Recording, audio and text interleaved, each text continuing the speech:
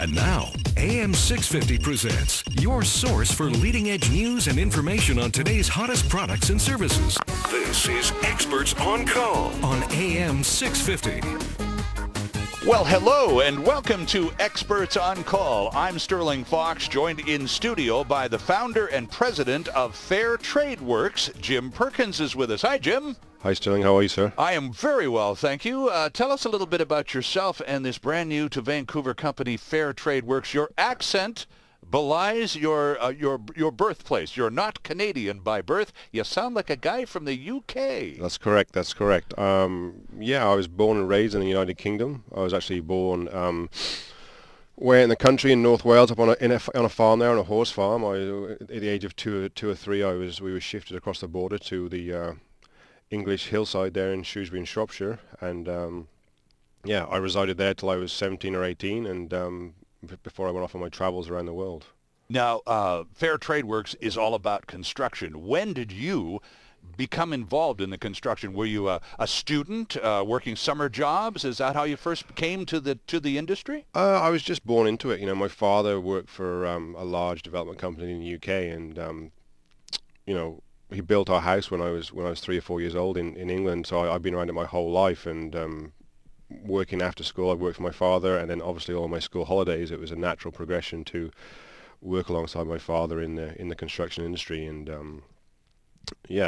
I learned the ropes from a very, very young age. Right. So with all of this background in the industry, did you at any point hit a crossroads where it became important to sort of formalize that with a trade accreditation or some kind of schooling in the craft of construction? Yeah, I didn't really have any formal qualifications, just I guess a lifetime in the construction industry. Mm-hmm. Even at my young age, I have a vast amount of experience just being around it, and you could say it's in my blood. My father was construction is all he did, and his forefathers were in the mining industry in the Welsh community. So it's just something that's been in my blood, and it's all I know. So. And you're a really well-traveled guy. Tell us a little bit about your experiences in the construction industry around the planet, because you've done it. You've logged a few miles, Jim. I've been around, so to speak. Yeah.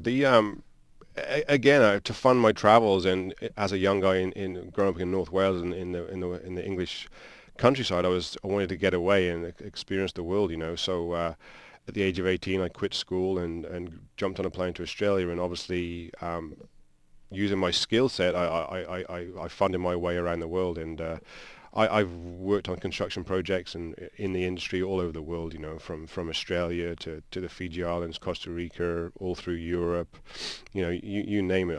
I've seen all sorts of construction practices from really rural, backward thinking to really forward thinking process, and in Australia itself too, the trades and contractors are very looked upon in a very strong light. They have a great training system, and it's lots of youth empowerment, and I spent 8 years working in construction in Australia, so I guess I was schooled from with UK and Australia. I had some good schooling in the industry, Just a curiosity question. What's the biggest project you've ever worked on? Regardless of whether you were carrying nails or driving trucks or supervising, what's the biggest construction project you've ever been involved with? I would say involved. It's probably back in the UK with Jennings Homes, the company my father worked for and subcontracted through, where we would work on single-family home developments that would have a 10 or 20-year lifespan. They'd literally be buying farmland and developing it, right? So we're talking. Oh, so you're building subdivisions. Subdivisions and more, that we just work through sections of repetition, and they'd be buying rural land and developing it. So contracts that were worth, hundreds and hundreds of millions of dollars, right? So.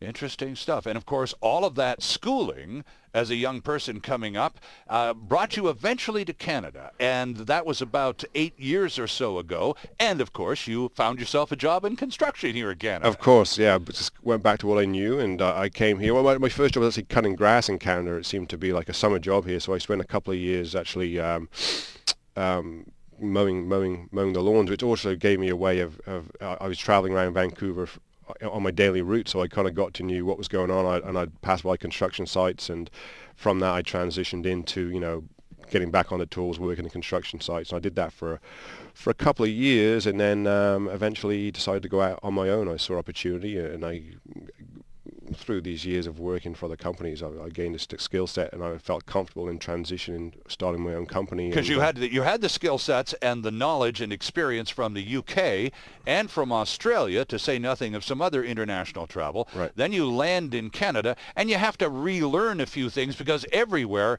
things are done the same, but it's the detail stuff that's different everywhere, isn't it? Yeah, it's surprisingly different, different techniques, and obviously different building codes across the world. Right. But now, obviously, just even hours of operation and, speed of operation, things like that. I come from an environment in the UK where we worked 12 to 14 hours shift, and that was very normal working, time span for a day, and we used quantitative surveyors to really show how much we produced every day and how much, they'd quantify the work that we did before we got paid for that section of work, so we were very accountable in the industry in the UK. Okay. And I found here that wasn't the case. It was more a little looser, a little more unregulated, and the drive and the speed of things were done here, I found to be a little slower, and that wasn't the pace that I was used to working, and that's how I get a name for myself, is just being very aggressive and working long hours and being very productive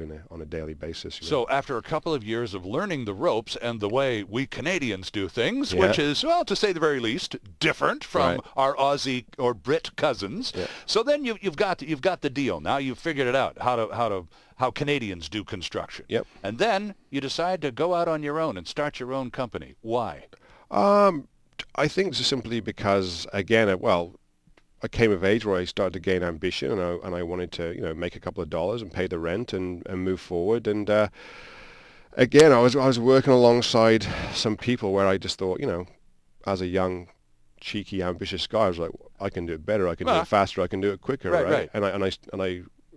I started off with one truck and a set of tools and worked by myself, and then I collectively started to gain employees and with the same mindset, and over 8 years, my existing company, Perkins Construction, has grown from a one-man operation to a sizable company that is known for really taking pride in their work and producing, being accountable and producing a great product time and time again. I have a huge client base here, and I think I have a pretty solid reputation in the construction sector. So Interesting stuff. We're speaking with Jim Perkins, the founder and president of FairTradeWorks, but also now we know the former president of Perkins Construction. So take us through the change. You've been at the helm of your own company. You've developed this entity. You've spent a half a dozen years on it, and now, for some mysterious reason, it's time for a name change, and you chose FairTradeWorks. So how and why did that change come about?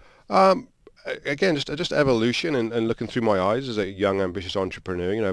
My Perkins group of companies and Perkins Construction is still alive and well and still building in the city. FairTradeWorks is a new baby of mine, which I took several years to develop. And again, it's just, I took a good stand back and look at the construction industry in Canada, especially in the residential market of new home construction, large renovations, commercial builds, restaurant builds, things like this. And through my eyes, I just saw some things that were wrong, and we set out to form a new construction brand that was on the private side to make a big difference and basically restructure the industry, restructure how things are done, and become very customer service based, and just set the bar extremely high for moving forward with our visions. Well, I think FairTradeWorks, the concept is terrific. But I must tell you, in fairness, the name kind of threw me off, because when I hear fair trade, I'm thinking coffee or shirts or whatever from third world countries.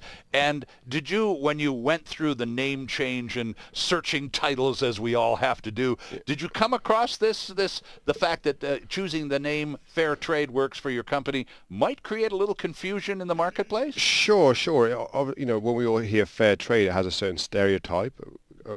Lots of companies have been formed around it and movements and lots of ethical things. But I thought long and hard about it. But I decided to go ahead and use the name because it did encompass what we were all about.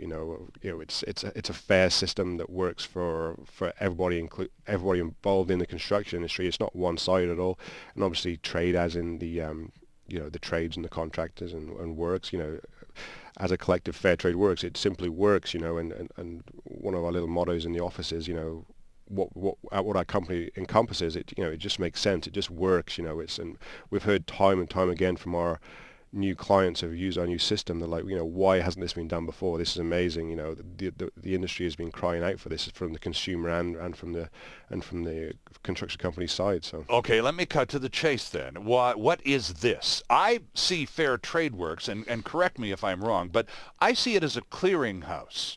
An opportunity for people who need to have work done, Yep. whether it's building a brand new home or renovating an existing home or putting an addition on, people who need to get work done who don't have a connection or a networking within the industry and who need to feel that their money is going to be well spent. Right. And you're a sort of a one-stop shop for that consumer and you place a great deal of emphasis on accountability. You've Yep. used that word about 10 times Right. in this conversation already. So it matters to you. And it certainly matters to the person putting out the dough for the work. Yeah. So is a clearinghouse a decent way of describing it? Yeah, we call ourselves construction advocates, and FairTradeWorks is not a construction company.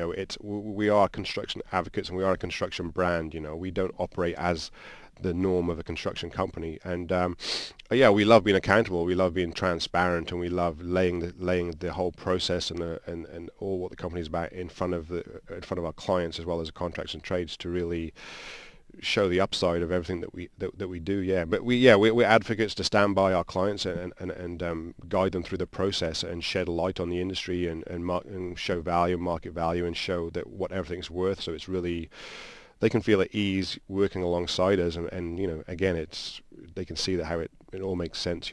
Jim, walk me through a typical process. Let's just assume, for the sake of this chat, Sure. that I'm a homeowner in the burbs, Right. and I've decided not to sell. The market isn't particularly conducive to good profits these days, Right. so I'm going to stay where I am. I'm going to fix the place up. And I don't know a darn thing about construction or renovation or any of that. All I know is what I want to do. Right. So I come to you, and what can you do for me? Right. So the whole process is evolved around customer service. So you would contact us. You'd fill in a submission form through our website. Give us a call, whatever you feel comfortable with, and we make a promise to get back to you within 24 hours. We set up an initial meeting. One of my professional construction advisors would make an appointment, come to your house, or you come to our office, whichever suits. We just talk about the scope of the project, what the homeowner would like to do, the general feel, how much they'd like to spend, all these things.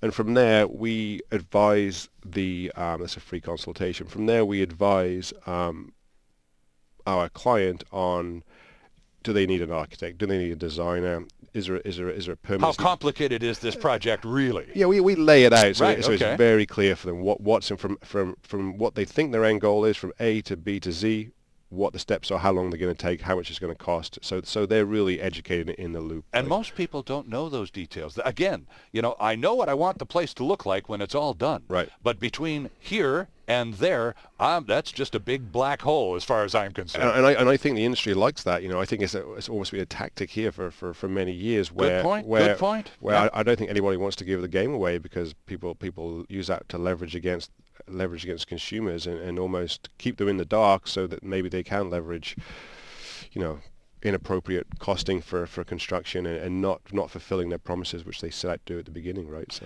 Our guest is Jim Perkins. Jim is the president and founder of FairTradeWorks, and he is doing his best to turn the lights on and get you out of the dark if you're contemplating some renovation, some work on your place. If you're looking for capable, professional construction assistance, boy, are you turned into the right program. This is Experts on Call on AM 650, and we'll be right back. There's still more ahead with Experts on Call, the show focused on delivering relevant and beneficial consumer information. This is Experts on Call on AM 650.